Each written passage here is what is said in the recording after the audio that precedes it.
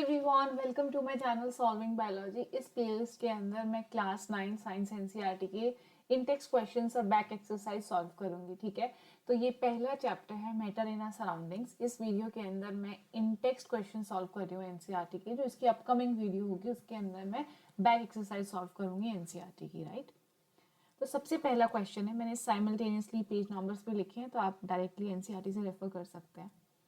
Which of the following are matter? Matter क्या होता है? Anything that has mass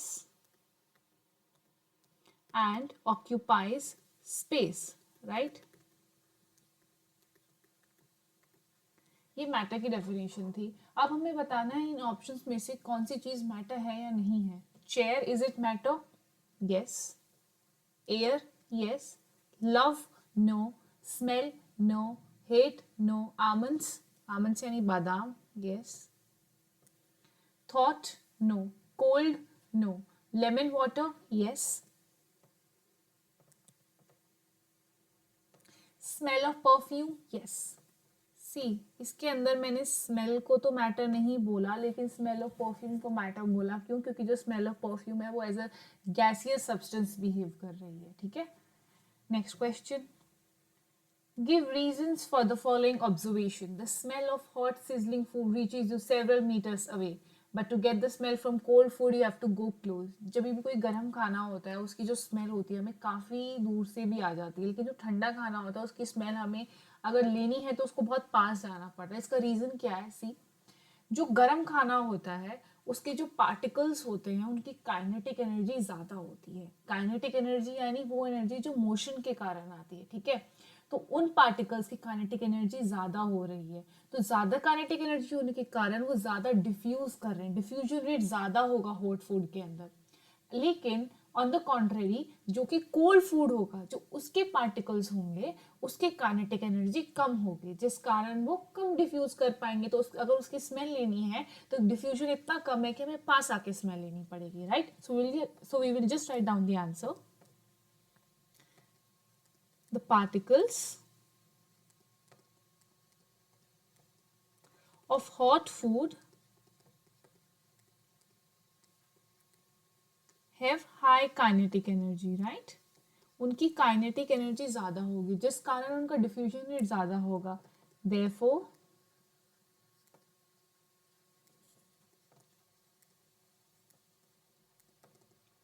they will have high diffusion rate.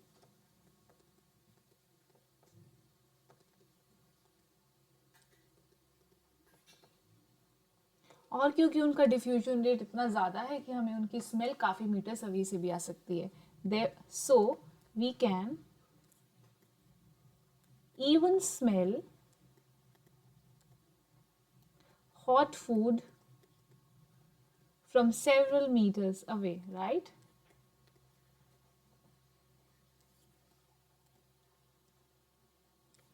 लेकिन जो ठंडा खाना है उसके जो पार्टिकल्स के बीच में जो उसकी पार्टिकल्स की काइनेटिक एनर्जी है वो कम है, जिस कारण डिफ्यूजन रेट कम है, तो वो ज़्यादा स्प्रेड नहीं होगी, तो उसकी स्मेल लेने के लिए हमें बहुत पास आना पड़ेगा। ठीक है, next.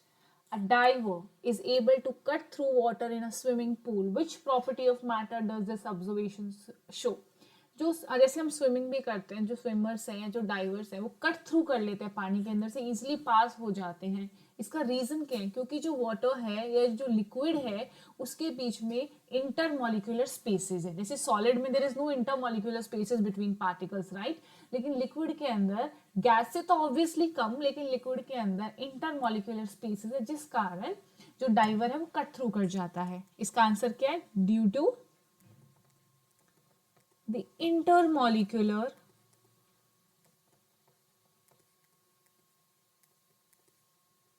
spaces between the particles, right? क्योंकि पार्टिकल्स के बीच में इंटरमोलिकुलर स्पेस है तो इसलिए कट थ्रू हो जाता है। ठीक, next question. What are the characteristics of the particles of matter? Particles of matter की क्या क्या कैरेक्टरिस्टिक्स होती हैं? पहली, particles of matter have enough space between them, right?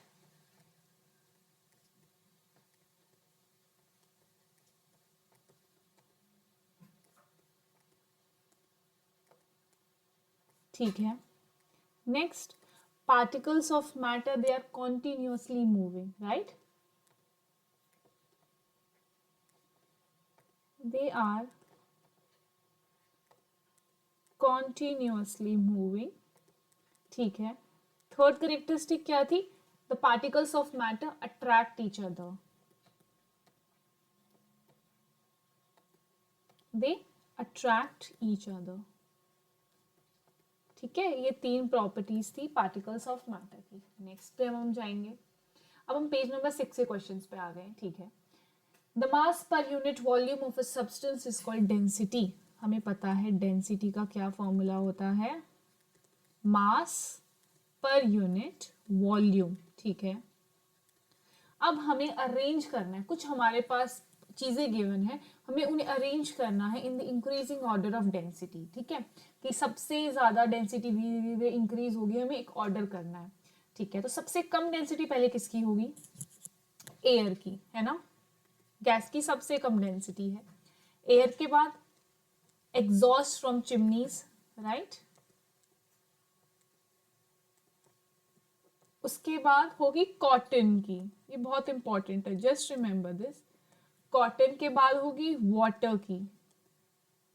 Water के बाद होगी हनी की. हनी के बाद होगी चॉक की. और फिर सबसे मैक्सिमम होगी आयरन की. Iron being solid has the maximum density, right. Next question. tabulate the differences in the characteristics of states of matter. अब हमें solids, liquids और gases इसके differences लिखने हैं, right? ठीक है. सबसे पहला difference. Does solid have uniform fixed shape and volume? Yes, have fixed shape and volume, है ना. Now talking about liquid. क्या लिक्विड की फिक्स शेप होती है? नहीं. जब भी हम लिक्विड एक ग्लास में, अगर हम एक ग्लास पानी पी रहे हैं, अगर मैं उसी एक ग्लास पानी को किसी कटोरी में डाल दूं या किसी मग में डाल दूं तो वो उसकी शेप ले लेगा, right. So liquid always takes the shape of the container जिसके अंदर हम उसको पोर करते हैं. सो नो फिक्स शेप, लेकिन फिक्स्ड वॉल्यूम. उतने का उतना ही तो पानी है ना. अगर मैंने एक गिलास पानी को किसी और मग में डाल दिया, कटोरी में डाल दिया, पानी तो उतना का उतना ही है, वॉल्यूम तो उतनी ही है. हैज फिक्स्ड वॉल्यूम, लेकिन शेप उस कंटेनर की ले लेगा जिसके अंदर हम उसको डाल रहे हैं, right. Gases neither fixed shape nor fixed volume.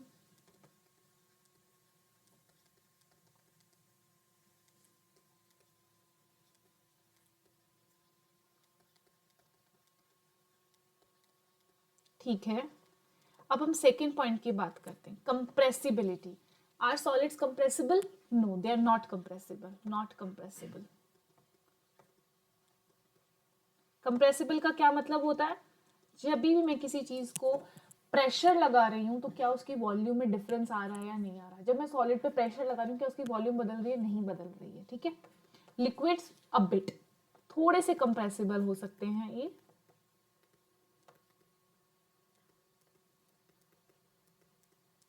ठीक है. तीसरा, क्या गैसेस कंप्रेसिबल है? Highly compressible. Highly compressible. ठीक है. उसके बाद सॉलिड्स के जो पार्टिकल्स होते हैं, इंटरमॉलिक्यूलर पार्टिकल्स होते हैं, क्या वो बहुत टाइटली लिंक्ड हैं एक दूसरे से? Yes. Particles are tightly linked, है ना. They are so close to each other. Gases के अंदर दे आर सो फार. लेकिन लिक्विड्स के अंदर बीच का है, इंटरमीडिएट. यानी सॉलिड से तो थोड़े ज्यादा खुले प्रेजेंट है, लेकिन गैसेस से थोड़े कम खुले प्रेजेंट है. ठीक है. अब हम बात करते हैं इंटरमॉलिक्यूलर स्पेसेस की. क्या सॉलिड्स के पार्टिकल्स के बीच में स्पेस होता है? नहीं होता. No intermolecular space between particles, है ना. No intermolecular space between particles. गैसेस में मैक्सिमम स्पेस होता है, मैक्सिमम स्पेस बिटवीन पार्टिकल्स, और इसमें वापस से इंटरमीडिएट। इंटरमीडिएट क्यों? क्योंकि थोड़ा सा ज्यादा स्पेस होता है। सॉलिड्स में तो काफी क्लोज प्रेजेंट होते हैं जो पार्टिकल्स है, इसमें थोड़ा सा ज्यादा स्पेस प्रेजेंट होता है सॉलिड से, लेकिन गैसेस से कम प्रेजेंट होता है, right. Next question, comment upon the following. हमें ये जो कुछ टर्म्स गिवन है इसको डिफाइन करना है, ठीक है। ये समटाइम्स इट गेट्स कंफ्यूजिंग, वैसे तो बहुत बेसिक टर्म्स है। रिजिडिटी क्या होती है? The property by virtue of which an object retains its shape when force is applied to it। अगर मैं किसी भी, जैसे कोई अलमीरा है या टेबल है जिस पे आप पढ़ रहे हो, अगर मैं उसको कितना भी प्रेशर लगाने की कोशिश करूं, क्या वो अपनी शेप बदलेगी? वो नहीं बदलेगी, क्योंकि वो सॉलिड है। तो हम बाहर से कितनी भी फोर्स लगाएं, कितनी भी प्रेशर लगाएं, वो अपनी शेप को मेंटेन करेगी, ठीक है। Property by virtue of which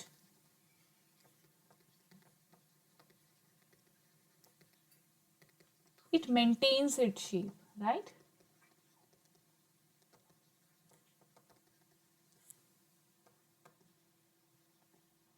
ठीक है। कंप्रेसिबिलिटी क्या है? मैंने ऊपर भी बताई थी। कंप्रेसिबिलिटी यानी मैं किसी भी चीज को अगर मैं प्रेशर अप्लाई कर रही हूं तो जब उसकी वॉल्यूम डिक्रीज हो रही है, decrease in the volume when we apply pressure, right, is compressibility.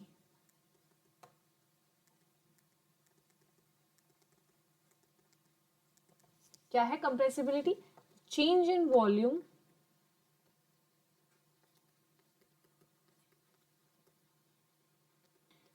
due to the application of pressure, right? तो solids are not at all compressible, लेकिन gases are highly compressible, ठीक है, due to application of pressure।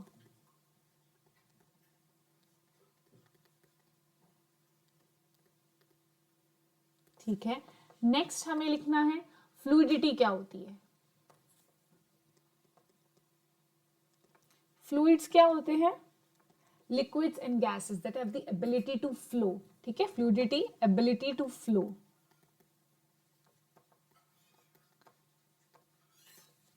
ठीक है। उसके बाद है filling a gas container. इसका क्या मतलब है? सी, जैसे कोई गैस है, जो गैस के मॉलिक्यूल्स होते हैं वो इतनी तेज वाइब्रेट करते हैं, रैंडमली वाइब्रेट करते हैं इन ऑल डायरेक्शंस, जिस कारण जो उनकी काइनेटिक एनर्जी होती है वो इतनी मैक्सिमम होती है कि वो जो पूरा कंटेनर है उसको ऑक्यूपाई कर लेते हैं, ठीक है। तो filling a gas container,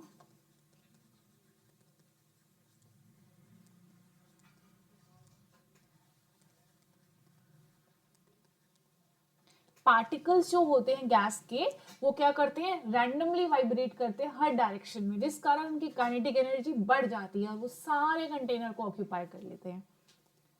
particles of gas vibrate randomly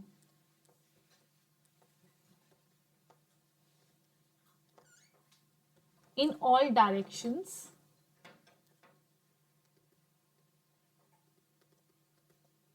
ठीक। तो जिस कारण की काइनेटिक एनर्जी मैक्सिमम हो जाती है और वो सारे कंटेनर को फिल कर देते हैं। अगला है shape.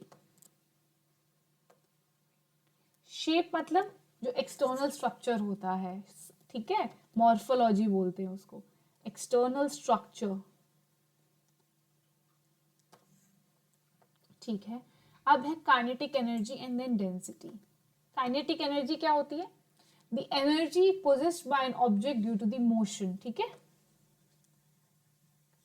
Energy possessed due to motion, right. उसके बाद क्या था हमारा लास्ट? डेंसिटी। डेंसिटी क्या था? मास पर यूनिट वॉल्यूम, ओके।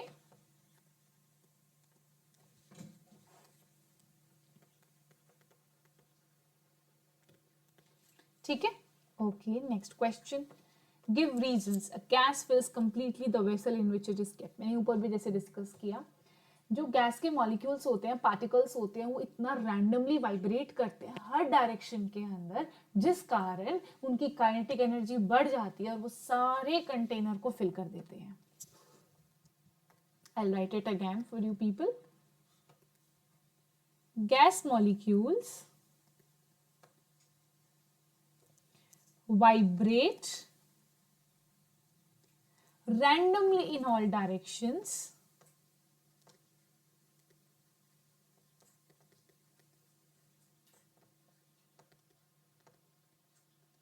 वो रैंडमली वाइब्रेट करते हैं, जिस कारण क्या होता है, therefore they possess high kinetic energy, right? उनकी काइनेटिक एनर्जी बढ़ जाती है और इस कारण वो सारे कंटेनर को फिल कर देते हैं. Hence they fill entire container. ठीक है.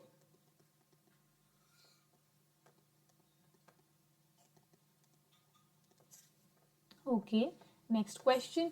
Gas exerts pressure on the walls of the container. अभी हमने फिर डिस्कस किया ये, क्योंकि गैस के मॉलिक्यूल्स इतना रैंडमली वाइब्रेट कर रहे हैं कि वो अपने नियर बाय मॉलिक्यूल्स को और वॉल्स ऑफ द कंटेनर पे इतना तेज का प्रेशर लगा रहे हैं, जिस कारण ये जो उसकी वॉल्स है कंटेनर की, उस पर खूब तेज का प्रेशर आ रहा है. ये क्यों हो रहा है?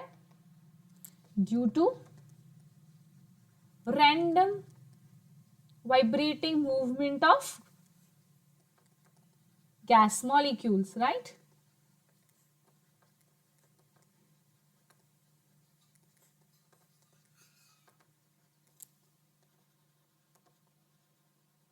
वो प्रेशर अप्लाई कर रहे हैं. ठीक है. Next, a wooden table should be called a solid. एक वुडन टेबल को हम सॉलिड क्यों कहेंगे? पहली चीज तो वो रिजिड है. Rigidity. Is it compressible? No. ठीक है, नॉट कंप्रेसिबल. ठीक है. Does it have fixed shape and volume? Yes, fixed shape and volume.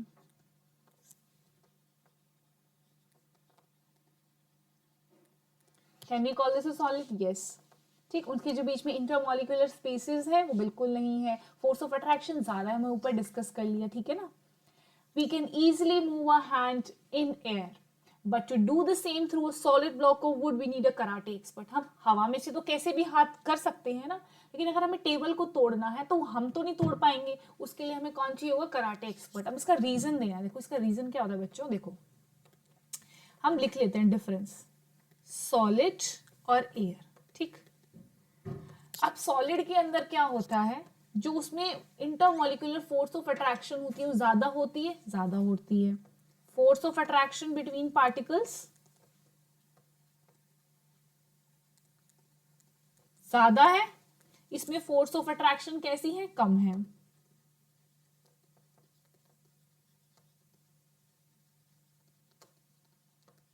ठीक है. अब सॉलिड्स के अंदर जो इंटरमॉलिक्यूलर स्पेसेस हैं वो कैसा है? कम है. सॉलिड के अंदर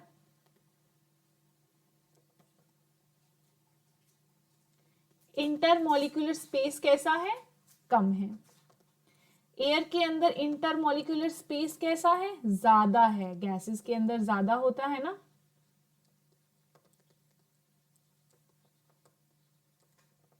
ठीक. तो इस कारण क्या होता है, क्योंकि जो सॉलिड्स है उनके बीच में इंटरमॉलिक्यूलर स्पेस तो बिल्कुल ही नहीं है. इतनी तेज अट्रैक्ट कर रहे हो पार्टिकल्स एक दूसरे को कि मुझे उसको तोड़ना बहुत मुश्किल है हाथ से. लेकिन हवा में क्या है, वो दूर दूर प्रेजेंट है, उनके बीच में स्पेसेस बहुत ज्यादा है. सेकेंड, वो बहुत लूजली अट्रैक्ट कर रहे हैं एक दूसरे को, तो हम इजिली अपने हैंड को कट थ्रू कर सकते हैं एयर से as compare to this solid. Right. Next question. Liquids generally have lower density as compared to solids. Okay. But you must have observed that ice floats on water. अगर कोई भी चीज liquid के ऊपर फ्लोट कर रही है, इसका मतलब जो उसकी डेंसिटी है वो पानी से कम है. पहली चीज तो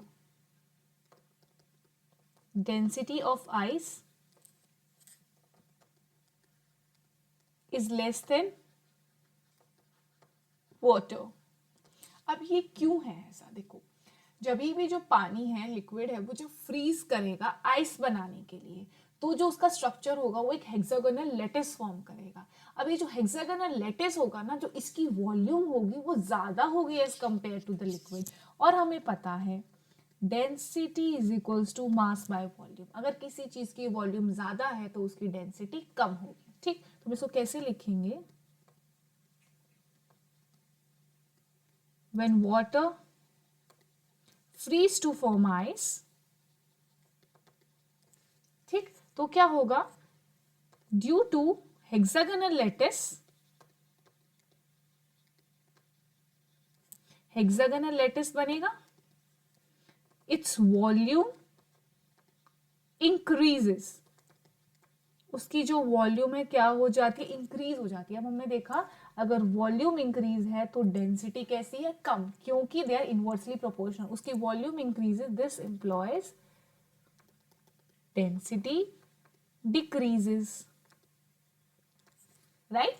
okay, next question, convert the following temperature to Celsius scale. अब हमें कन्वर्जन पता है, 0 degree Celsius is equals to 273.15 Kelvin, और अपनी कन्वीनियंस के लिए हम सिर्फ 273 के रख लेते हैं, ठीक है। अब हमें 300 के को चेंज करना है किस में? सेल्सियस में। तो कैसे करेंगे? अब हम देखो 300 के को चेंज करना है सेल्सियस में, तो हो जाएगा 300 माइनस 273, ठीक, तो कितना हो जाएगा ये? 27 डिग्री सेल्सियस, राइट। और सेकेंड को इसको चेंज करना है 573 के को, तो 573 माइनस 273 कितना हो जाएगा? 300 डिग्री सेल्सियस, ठीक है। What is the physical state of water at 250 degree Celsius?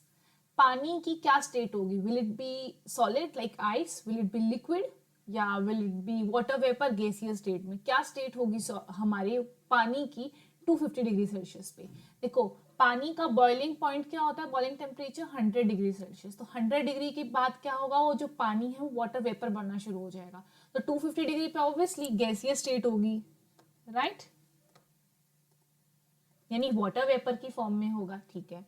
100 degree Celsius पे क्या होगा पानी? देखो 100 डिग्री सेल्सियस बॉइलिंग पॉइंट है, उस पॉइंट पे पानी जो है लिक्विड वाटर धीरे धीरे धीरे धीरे बॉइल करना चालू कर चुका है, लेकिन not every molecule has converted into water vapour या गैसियस स्टेट।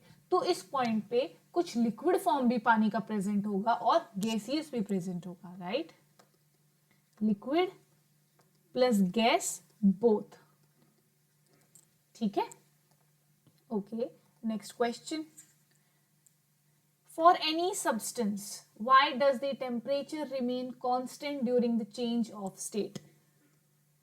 जब स्टेट चेंज हो रही है, जब सॉलिड लिक्विड में बदल रहा है, लिक्विड गैस में बदल रहा है, तो उस दौरान टेम्परेचर क्यों नहीं बढ़ रहा? देखो जो हम उस दौरान हीट प्रोवाइड कर रहे हैं वो rather than changing the temperature वो क्या करती है? It helps in changing the state by overcoming the force of attraction. तो क्या होता है? द हीट वी अप्लाई, जो हम हीट अप्लाई करते हैं वो क्या करती है? It helps in changing the state of the particle, right.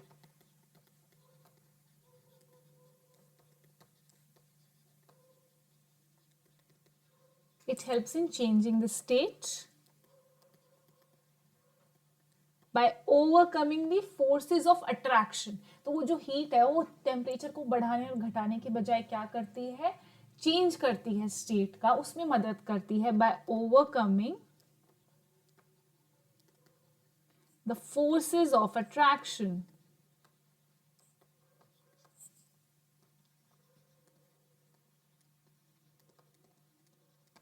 right, ठीक है। Next question, suggest a method to liquefy atmospheric gases. हम गैस को कैसे लिक्विफाई कर सकते हैं? दो चीजें थी इसके अंदर, पहली क्या थी? अप्लाइंग प्रेशर, ठीक है। सेकेंड क्या थी? रिड्यूसिंग टेम्परेचर, रिड्यूसिंग टेम्परेचर, ठीक है। ओके, पेज नंबर 10 के क्वेश्चंस पे अब हम आ गए हैं। First question, why does a desert cooler cool better on a hot dry day? देखो जब हॉट ड्राई डे यानी सूखा दिन है, इसका मतलब क्या है? जो एटमॉस्फेयर है उसके अंदर ह्यूमिडिटी प्रेजेंट ही नहीं है, यानी जो एटमॉस्फेयर है उसके अंदर वाटर वेपर प्रेजेंट नहीं है, तो इवेपोरेशन तेज हो सकता है। और जब इवेपोरेशन ज्यादा होगा पानी का जो कूलर में प्रेजेंट है तो ज्यादा ठंडी हवा देगा, राइट। अगर एटमॉस्फेयर में इनफ वाटर वेपर पहले से प्रेजेंट है तो इवेपोरेशन का रोल कम हो जाता है। ये गिवन था एनसीईआरटी में कि अगर ह्यूमिडिटी एटमॉस्फेयर में ज़्यादा है तो इवेपोरेशन कम हो जाती है, लेकिन लिखा है खुद से हॉट ड्राई डे है, तो हम कैसे लिखेंगे?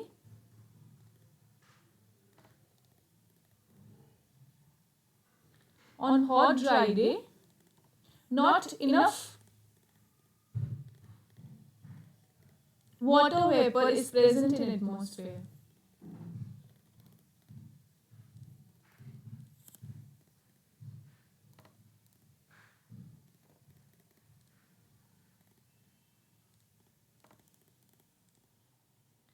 एटमॉस्फेयर के अंदर अभी ज़्यादा वाटर वेपर प्रेजेंट नहीं है, इसका मतलब ह्यूमिडिटी कम है, तो इवेपोरेशन तेज हो सकेगा। इवेपोरेशन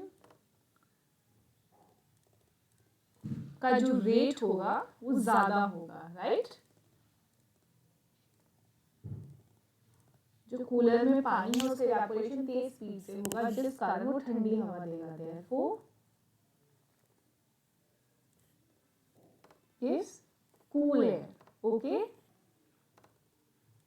ठीक है। Next question, how does the water kept in an earthen pot मटका बिकम कूल ड्यूरिंग समर? देखो, जो हमारे घरों में मटका होता है जिसमें से हम घरों में पानी पीते हैं, उसके अंदर पानी ठंडा कैसे हो जाता है? देखो, उसका क्या रीजन है। जो मटका होता है उसके अंदर छोटे छोटे पोर्स होते हैं, जिस कारण जो अंदर पानी है, लिक्विड है, वो उसमें से इजीली इवेपोरेट कर पाए, और जो पानी इवेपोरेट करेगा तो पानी ठंडा हो जाएगा, कूलिंग इफेक्ट हो जाएगा, राइट? तो हम कैसे लिखेंगे? Due to minute pores present in matka,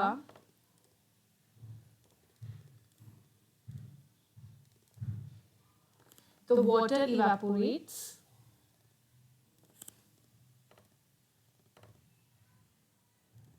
easily, hence cooling effect। ठीक है, ठीक है। Next question, why does our palm feel cool when we put some acetone or petrol or perfume on it? देखो, जब हमारी palm के ऊपर हम पेट्रोल, एसीटोन, परफ्यूम डालते हैं तो वो एक वॉलेटाइल सब्सटेंस है, ठीक है, तो वो इवेपोरेट कर जाएगा, और जब वो इवेपोरेट करेगा तो वो जो एब्जॉर्ब करेगा एनर्जी हमारे पाम में से, हीट एनर्जी को एब्जॉर्ब किया उसने पाम में से, जिस कारण जो हमारा हाथ है उसको ठंडा इफेक्ट आता है, राइट? व्हेन पेट्रोल या एसीटोन या परफ्यूम, तीनों लिखना है यहाँ पे, being volatile evaporates, it absorbs,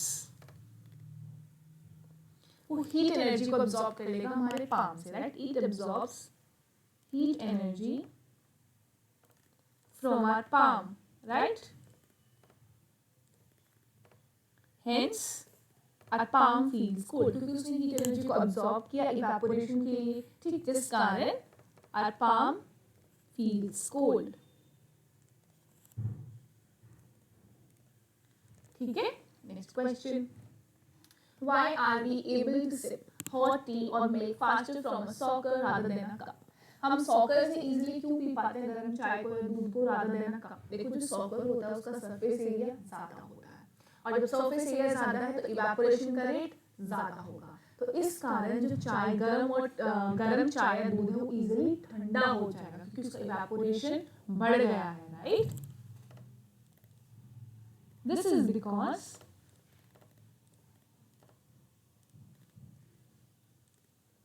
जो सॉकर है surface area is more, right? Soccer का सरफेस एरिया ज्यादा है, hence evaporation will be more, evaporation ज्यादा होगा, therefore hot T will get cooled easily, है ना?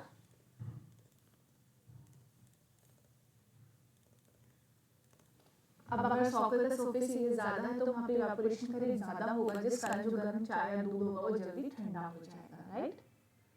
Next question, what type of cloth should we wear in summer, summer में हमें कौन से क्लोथ पहनने के लिए बोलते हैं घर वाले, कॉटन क्लोथ्स। क्यों? क्योंकि जो कॉटन क्लोथ्स होते हैं वो हमारे शरीर से जो स्वेट होता है, पसीना होता है, उसको एक्सपोज कर देते हैं सराउंडिंग्स को, और जब वो स्वेट एक्सपोज हो जाता है सराउंडिंग्स, जब वो इवेपोरेट होने वाला होता है तो वो अगेन क्या करता है, हमारी स्किन से हीट एनर्जी को अब्जॉर्ब कर लेता है, इस वजह से हमारी स्किन ठंडी हो जाती है, वो भी कूलिंग इफेक्ट देता है। क्या लिखेंगे? ये वाले जो क्वेश्चंस हैं सारे इवेपोरेशन के प्रिंसिपल और लॉज पे बेस्ड हैं, क्यों किस किस चीज़ों पे डिपेंड कर रहा है, इवेपोरेशन, कूलिंग इफेक्ट करेगा, सारे क्वेश्चंस उसी पे डिपेंड है, राइट। कॉटन क्लोथ्स प्रेफर करते हैं हम because it expose sweat from our body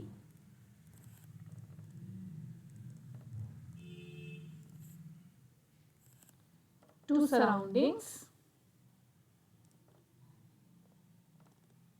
ठीक है, वो एक्सपोज कर दिया sweat, and when it evaporates, और जब वो इवेपोरेट करेगा, it absorbs heat from our body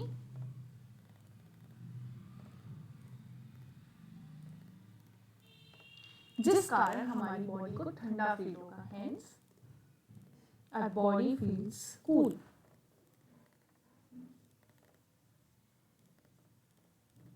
ठीक है, तो यहाँ हमने इस वीडियो के अंदर जितने भी इंडेक्स क्वेश्चन थे चैप्टर 1 मैटर इन सराउंडिंग्स के कवर कर लिए। उसके बाद जो अपकमिंग वीडियो होगी उसके अंदर मैं बैक एक्सरसाइज कराऊंगी, और ये जो मैंने पढ़ाया है इसकी PDF you can get it on my Telegram channel. अगर आप लोगों को कोई भी डाउट है कि मैं कोई पर्टिकुलर चैप्टर या टॉपिक कवर करूँ तो you can drop in the comment section. Rest, if you like my videos, please like, share and subscribe. Bye.